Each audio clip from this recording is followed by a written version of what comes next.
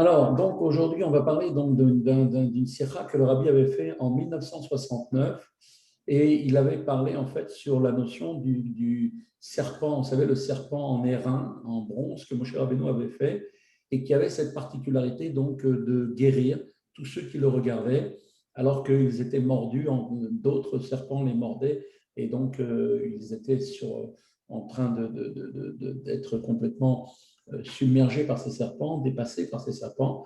Et ceux qui étaient donc mordus par des vrais serpents, en regardant ce serpent d'airain, eh bien, ils étaient sauvés. Alors, donc, la sikha est intitulée Le serpent qui mord et le serpent qui guérit. Commentant le verset, donc, et Moshe, d'accord, fit un serpent de bronze, Rashi cite les mots, un serpent de bronze, Nachash Nechoshet. Et il explique, il ne lui fut pas dû à Moshe Rabbeinu qu'il devait confectionner ce serpent en bronze, mais Moshe se fit la réflexion suivante. Akadosh Baruch Hu avait parlé donc d'un serpent, le Nachash, et donc il s'est dit lui-même, je le ferai donc en bronze. Le bronze se dit Nechoshet, vous voyez, c'est la même racine. Donc du fait de la similitude des termes, Moshe Rabbeinu donc s'est dit, je vais le faire en bronze. Rashi indique ici, il ne lui fut pas dit qu'il devait confectionner en bronze parce qu'il introduisit ainsi une précision grâce à laquelle il va répondre à une autre question. Donc, cette question qui est soulevée par ce verset, en effet, il n'est pas dit que ce serpent devait être en bronze.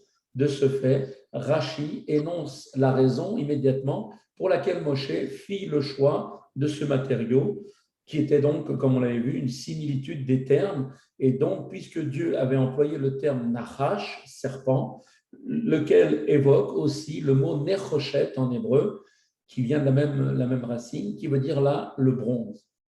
Alors maintenant, on comprend la raison de Rachid nous avoir expliqué cette similitude entre le mot Nachash et Nechoshet.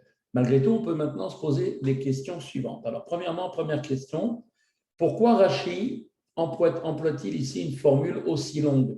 Il ne lui fut pas dit qu'il devait le confectionner en bronze, mais alors qu'on sait très bien que dans l'habitude de Rachid n'est pas dans son habitude de préciser quelle est la question, d'accord? Son habitude n'est pas de préciser quelle est la difficulté soulevée par le verset, qu'il entend répondre par son commentaire. Donc, Rachid est quand même très précis dans ses mots et il essaye d'employer le moins de mots possible. Deuxièmement, en l'occurrence, Rachid établit, il ne lui fit pas dit qu'il devait le confectionner en bronze à partir de la formulation du verset et Dieu dit à Moshe, fais-moi un serpent sans autre précision, donc selon Rachid. On aurait pu donc indiquer tout simplement, il se dit que Akadosh Baruch Hu l'avait appelé Nachash, tout simplement.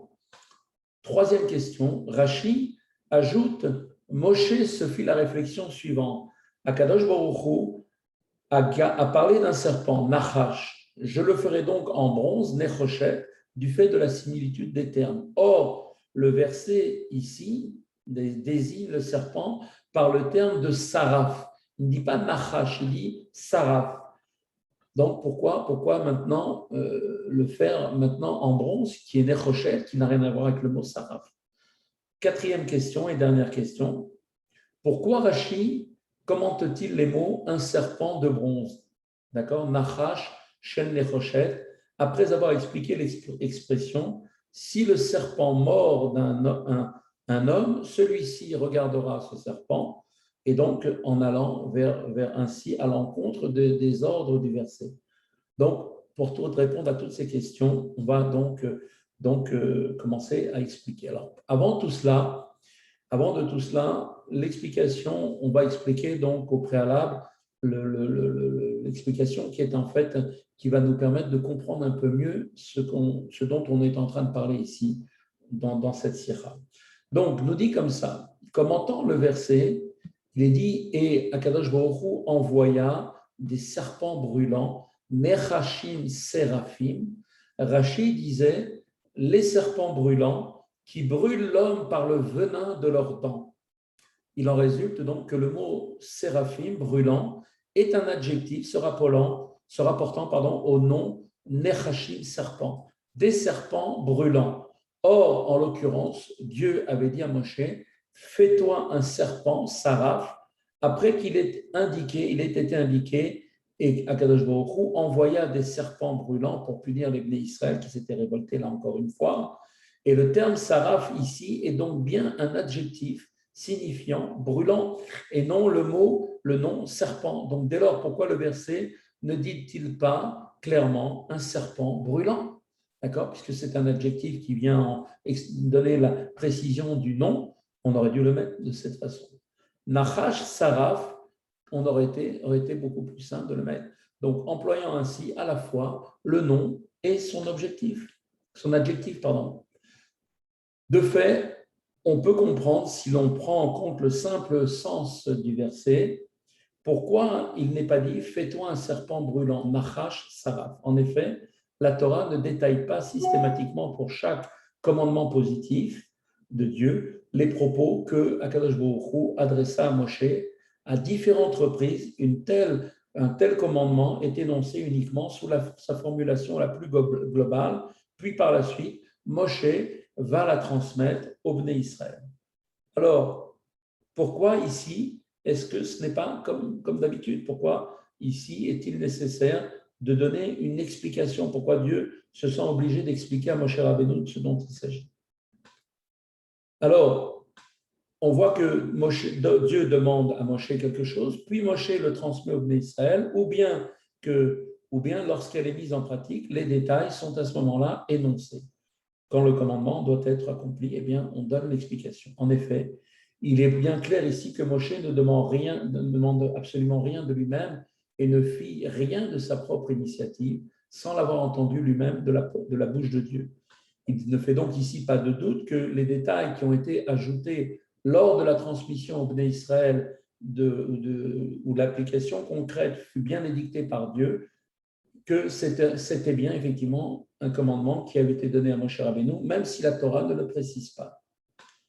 Eh bien, il en fut exactement la même chose, en l'occurrence. Dieu avait demandé à Moshe Rabbeinu de confectionner un serpent brûlant, Nachash Saraf, tout comme la punition avait été. Il envoya les serpents brûlants, Nechashim Seraphim, et donc Dieu avait demandé pour la guérison de confectionner ce serpent brûlant. Néanmoins, la Torah, rapportant ce commandement de Dieu, mentionne uniquement le terme Saraf, et la raison en est la suivante. Le serpent de bronze que Moshe Rabbeinu avait fait devait sauver ceux qui avaient été punis par les serpents brûlants. Ces derniers brûlaient les hommes et la Torah, de ce fait, ne met en avant que cet élément majeur de la punition, fais-toi un serpent saraf, qui est brûlant. En outre, maintenant, on pourrait penser qu'elle s'en remet à ce que l'on venait de dire précédemment, les serpents brûlants. Donc voilà pourquoi ici, on parle de serpents brûlants, puisque c'était ça la principale punition, c'est que le venin de ces serpents brûlait les gens de l'intérieur. Tout ce qu'on vient de dire maintenant nous permettra de comprendre maintenant pourquoi Rashi, dans un premier temps, va appuyer son commentaire sur les mots « Si le serpent mord un homme, celui-ci regardera le serpent en bronze » et ce n'est qu'après qu'on met en évidence le mot « serpent de bronze ». Comme on l'a dit, la Torah elle-même ne rapporte pas que Dieu avait demandé à Moshe la confection d'un serpent, Nachash. Pourtant, il est évident qu'il avait été effectivement reçu donc le commandement, Moshe, de le faire. Or, cette constatation nous conduit donc à apporter ici une réponse à une question qui a été posée précédemment. D'où Rashi déduit-il qu'il ne lui fut pas dit de confectionner en bronze? D'où est-ce qu'il le sait ça? En effet, Akadosh Baruch Hu avait bien employé le terme Nachash, et le mot Nachash vient du même mot que le mot Nechoshet, qui veut dire en bronze. Même si celui-ci n'apparaît pas dans la Torah, il aurait donc pu préciser également que ce serpent devait être en bronze, bien que la Torah ne le dise pas non plus. Voilà.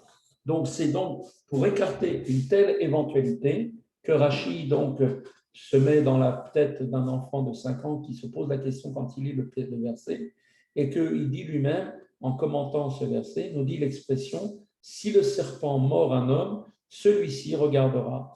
À ce propos, il précise celui qui avait été mordu par le serpent ne guérissait pas immédiatement tant qu'il n'avait pas de son plein gré observé le serpent. Et nos sacharim de remarque, est-ce que le serpent qui tue est le serpent qui fait vivre?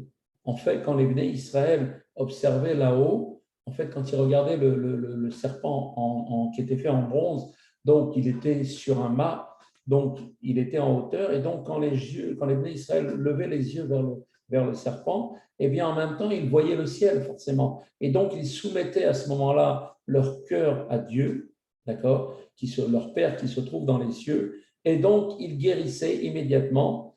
Et si ce n'était pas le cas, eh bien, ils étaient frappés. Donc, ce qui veut dire que quand ils levaient les yeux, le but de leur faire ce serpent, c'était de faire en sorte que les Bnei Israël lèvent les yeux vers le ciel et se rappellent qu'ils ont un Père qui est là pour les protéger. Alors maintenant, la question, c'est que, en vérité, ça veut dire que le serpent de bronze n'avait pas pour objet donc de guérir les victimes qui avaient été mordues, comme on aurait pu le comprendre. Si cela avait été le cas, il aurait fallu conclure que dès qu'il s'agissait d'un serpent, celui-ci devait être fait forcément en bronze. En fait, il y avait ici un appel qui avait été adressé au Bnei Israël afin qu'ils regardent là-haut et qu'ils soumettent leur cœur à leur Père, c'est-à-dire en levant les yeux vers le serpent qui était en l'air, en hauteur, eh bien, ils regardaient le ciel. Et donc, à ce moment-là, ils se rappelaient effectivement de leur Père qui se trouve dans les cieux et ils demandaient à Dieu de les guérir. Donc, pour pouvoir arriver à cet objectif, le serpent pourrait être réalisé avec n'importe quel matériau, puisque tout le but n'était pas de regarder le serpent pour le serpent. Donc, il était fait en bronze ou en argent ou même en argile, peu importe. Pourquoi maintenant est-ce qu'il est nécessaire de préciser qu'il était fait en bronze? Quel intérêt de nous raconter une chose pareille, puisque tout le but, c'était que les Juifs qui étaient mordus par leur faute fassent teshuva en regardant en l'air, c'est-à-dire vers le ciel. Et donc, en regardant le serpent, ils voyaient le ciel en l'air. Et donc, à ce moment-là, ils prenaient conscience qu'ils devaient faire teshuva. Donc, pourquoi maintenant? La question, c'est que pourquoi donc est-ce qu'il était nécessaire de le faire en bronze, alors que Dieu n'avait pas demandé particulièrement de le faire dans ce métal? À l'opposé, le fait qu'il s'agissait d'un serpent était de toute évidence une précision importante. En effet, l'homme qui avait été mordu pouvait de la sorte observer la cause réelle de son mal. Dès lors, alors à ce moment-là, il regrettait profondément la faute qu'il avait commise. Et combien en était-il à plus forte raison en l'occurrence, puisque la punition était infligée par le serpent lui-même, ce qui était directement lié à la faute qui avait été commise de rébellion contre Dieu. Comme l'explique Rashi au niveau du verset, qui disent comme ça, il disait le verset, que vienne le serpent qui a été puni pour avoir diffamé et qu'à son tour, il punisse ceux qui se sont rendus coupables de diffamation. Voilà pourquoi on a effectivement eu cette punition par le serpent, car rappelez-vous, dans le Gan Eden, le premier qui avait été puni pour avoir fait une diffamation, c'était le serpent. Donc maintenant, les Juifs qui se rebellaient contre Dieu étaient en train de diffamer le nom de Dieu, donc ils ont été frappés avec effectivement celui qui était, on peut dire, le représentant de la diffamation dans le monde, qui est le serpent. Et donc, on voit qu'effectivement, que Dieu dit que puisqu'ils se sont rendus coupables de diffamation, que vienne le serpent lui-même, qui a été mis à l'écart de toutes les autres espèces, et qu'il punisse ceux qui sont des ingrats. Il est donc clair ici que l'observation du serpent venait effectivement suggérer une idée très forte, qui était de regarder vers le haut et donc de soumettre son cœur à Dieu, notre Père, qui se trouve dans les cieux. Et donc, en conséquence, il est tout à fait juste de penser que Dieu, quand il demanda à Moshe Rabbeinu de confectionner ce qui est brûlant, ce saraf, faisait effectivement à l'allusion du Nachash. Après que son commentaire ait établi tous ces éléments, comme on vient de le montrer, Rashi revient à la signification des mots serpent de bronze, Nachash Nechoshet, et il précise qu'il ne lui faut pas, il ne lui fut pas dit qu'il devait le confectionner en bronze. En effet, cette précision n'avait aucune incidence sur le fait que le serpent devait être, sur ce que le serpent devait être accompli. Donc, on voit très bien que le serpent, son but, c'était qu'il soit là pour rappeler la faute de ceux qui s'étaient rebellés, puisque le premier à s'être rebellé contre Dieu, c'était le serpent dans le Gan Eden. Donc que vienne celui qui, on peut dire, le champion de la rébellion pour rappeler la faute à ceux qui se sont rebellés, mais qu'il soit en Nérochette en bronze, ça n'a aucune incidence, puisque le but c'était de faire en sorte que les Juifs lèvent la tête vers le haut en regardant le ciel. Ceci conduit bien entendu à s'interroger. Pourquoi maintenant Moshe confectionna-t-il un serpent précisément en bronze, au point que la Torah elle-même va vouloir fournir, elle-même fournit cette indication. Du fait de cette question, Rashi continue et nous dit dans le texte, mais Moshe s'était dit la chose suivante.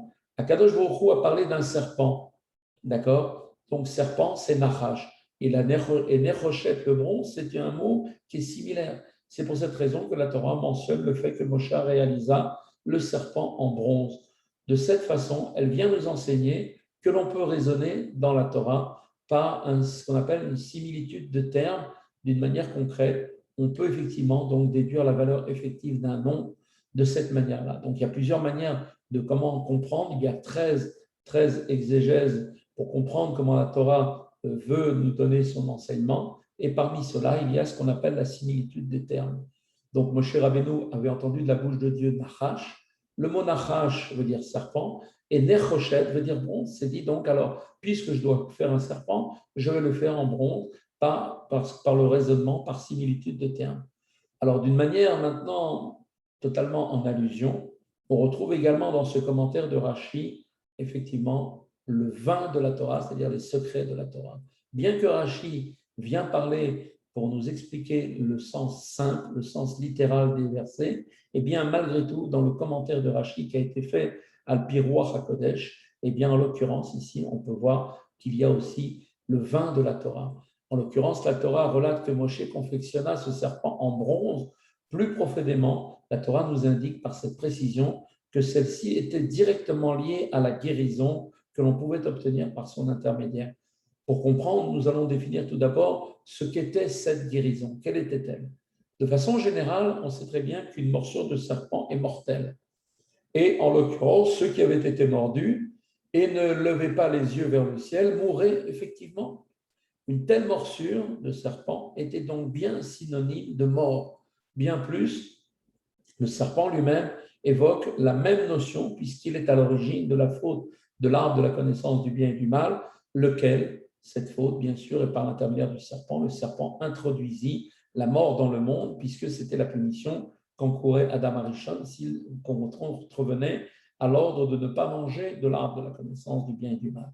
Et il est dit à propos de 4 tzadikim qui ne commirent aucune faute, qu'il est marqué, ils moururent par la morsure du serpent. D'accord? En vérité, si on regardait leur vie dans la globalité de ce qu'ils avaient accompli dans le monde, ces gens-là n'auraient jamais dû mourir, car seul le péché, comme on est dit, peut entraîner la mort. Et eux, normalement, ils n'auraient pas dû mourir. Mais comme il y avait cette xéra qui avait été mise en place dans le monde à cause de la faute du serpent, de Adam Arishon, eh bien, donc la mort est une capara pour toutes les fautes que nous avons accomplies, nous et nos parents, on rattrape en même temps et on répare les fautes. Eh bien, il y a 4 tzadikim qui, eux, sont morts. Ils ne sont pas morts par la morsure du serpent, ils ne commirent aucune faute et ils ne sont morts que, en fait, par la faute causée par le serpent. Alors, qu'est-ce qu'on a dit? On avait dit que pour survivre dans l'histoire de Moshe Rabbeinu, à l'époque de Moshe, chaque juif qui était donc mordu par les serpents, chacun devait les yeux vers le ciel, et donc de cette manière, il pouvait recevoir une vitalité nouvelle, et donc en conséquence, celui qui avait été mordu par un serpent, mais avait conservé la vie parce qu'il avait observé le serpent de bronze, pouvait être considéré comme ayant pris part à ce qu'on appelle la triatamétime, la résurrection des morts. Si cela n'avait pas été le cas, il aurait effectivement perdu la vie. Donc on voit que le fait de regarder le serpent, qui était le serpent fait par Moshe Rabbeinu en levant les yeux vers le ciel, redonnait la vie à ceux qui étaient déjà morts, puisque le serpent les avait brûlés de l'intérieur en les ayant mordus avec son venin. On sait que la force de faire revivre un mort ne peut pas émaner de la source de la vie. En effet, après qu'elle se soit retirée, cette vie, la vitalité ne peut plus découler de ce même stade. Il n'est plus possible parce qu'une fois que le lien est rompu, quand quelqu'un que Dieu préserve quitte ce monde, le lien avec la source de vie se rompt, il est coupé. Et donc, si quelqu'un doit revenir à la vie, donc il doit y avoir triataméthyl, ça ne peut plus se faire de cette source-là. Ça doit maintenant venir, effectivement, il faut faire intervenir la grande miséricorde qui vient de l'essence de l'Ensof. Donc, comme on dit, la miséricorde, donc la Rachamim Gdolim, qui vient donc de l'essence de l'infini, qui elle-même transcende la source de vie, donc de tout être. De fait, on sait très bien qu'au niveau de Rachamim Gdolim, Rachamim Rabim, eh bien, à ce niveau-là, la mort et la vie sont identiques. Et c'est pour cette raison que que le mort lui-même peut vivre. Ceci nous explique que les Bnei Israël guérirent quand ils observèrent le serpent de bronze, grâce à ce geste de lever la tête et de prendre conscience de la grandeur de Dieu et du fait que notre Père se trouve dans les cieux, eh bien cela révélait pour eux l'essence de la lumière infinie de Dieu. Et face à une telle révélation, eh bien la mort et la vie sont identiques. Dès lors, ils pouvaient se transformer, ils pouvaient produire une transformation qui peut aller d'une extrême à l'autre, c'est-à-dire que quelqu'un qui était mort, d'accord, effectivement, que devenait vivant. Donc le serpent synonyme de mort, se changeait en une source de la vie. Et donc une telle révélation de l'Ensof, destinée à changer le serpent, qui est lui-même synonyme de mort, en un élément de vie, fut précédée par quoi? Eh bien, par la Teshuvah des Bnei Israël, et celle-ci fut à la mesure du résultat qu'elle devait apporter. Les Bnei Israël regardaient vers le haut et ils soumettaient leur cœur à notre Père qui se trouve dans les cieux, et donc à ce moment-là, ils se mettaient totalement donc sous la volonté de Dieu, ils s'assujettissaient à Dieu de tout leur cœur en s'annulant totalement, et donc y compris aussi par leur mauvais penchant, par le serpent qu'ils portent en eux, et ainsi non seulement ce serpent ne s'opposait plus au domaine de la sainteté, mais bien plus encore, il se mettait au service de Dieu. De cette façon, à ce moment-là, tous les Juifs reçurent une vitalité qui émanait donc de la sainteté, la vie révélée par le serpent, qui transforma à l'autre côté du monde le mal jusqu'à ce que l'obscurité devienne lumineuse, comme il est dit, et que ce serpent lui-même, synonyme de mort, se transforme et va donc irradier maintenant la vie. Alors, on va s'arrêter ici pour la Sikha. On continuera demain pour la terminer si Dieu veut.